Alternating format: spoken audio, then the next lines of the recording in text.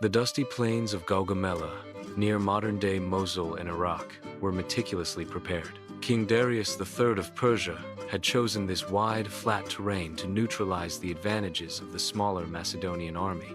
He had ordered the ground leveled for his chariots and cleared for his vast numbers. His force was immense. Ancient sources claim between 200, 0 and a million, though modern estimates suggest a more realistic, but still overwhelming, 50, 0, 100, 0 men. At its heart were the feared Persian immortals, and on its flanks, scythed chariots and 15 war elephants, though they may not have seen action. This was to be Darius's final, definitive stand. Across the field, Alexander's army was a stark contrast.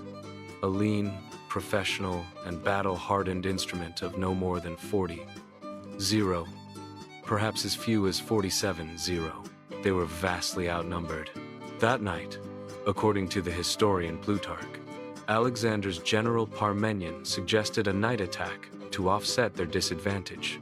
Alexander famously refused, replying that he would not steal a victory. He would win in the light of day, a statement of supreme confidence that electrified his men. At dawn on October Honest, the armies arrayed themselves. Darius held the center, his mass of infantry stretching far wider than the Macedonian line. Alexander, commanding the right flank with his elite companion cavalry, saw the Persian lines extending far beyond his left. He knew he would be outflanked. His genius was in planning for it. He advanced his entire army obliquely to the right, marching diagonally across the Persian front. This clever move was doing two things. It was pulling his men away from ground Darius had prepared with obstacles, and it was forcing the Persian left to slide with him, trying to keep pace. Frustrated and seeing his plans unravel, Darius ordered his left flank cavalry to swing around and pin Alexander down. He then unleashed his secret weapon, the scythed chariots. These horrific devices, with blades spinning from their wheels, charged toward the Macedonian phalanx. But Alexander was ready. His disciplined troops had trained for this. The phalanx captains gave a single command.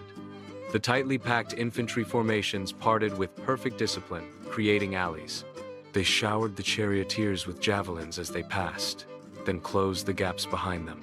The chariots, their charge useless, were isolated and butchered in the rear. The great weapon had been neutralized. A fierce cavalry battle now raged on Alexander's far right, where the Persians were trying to outflank him. This combat created something crucial, a gap in the vast, shifting Persian line. A separation opened between Darius's center and his engaged left flank. Alexander, watching with a hawk's eye, saw his moment. He formed his companion cavalry into a sharp wedge, a classic hammer and anvil tactic. He became the hammer. With a thunderous charge, he drove this wedge directly into the gap in the Persian line, turning sharply left and aiming straight for the heart of the empire, King Darius himself. What followed was a scene of incredible violence and focus.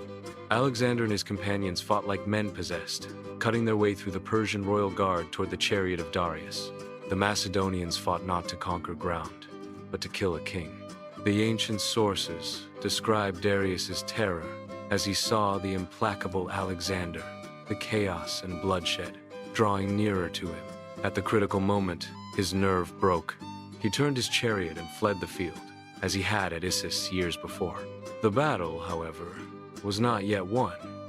On the Macedonian left, Parmenion was under immense pressure from the Persian right wing, which had indeed outflanked them.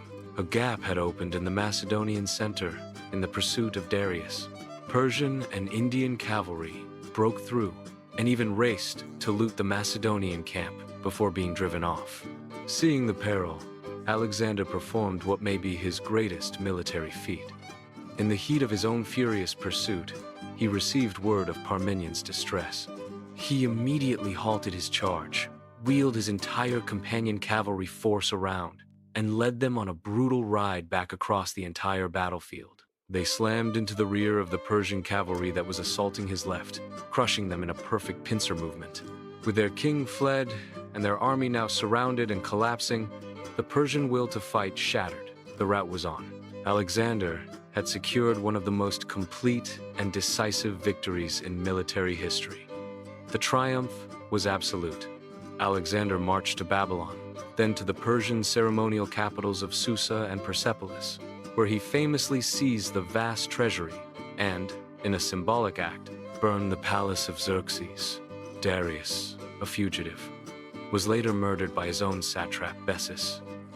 Alexander was now, undisputedly, the Lord of Asia.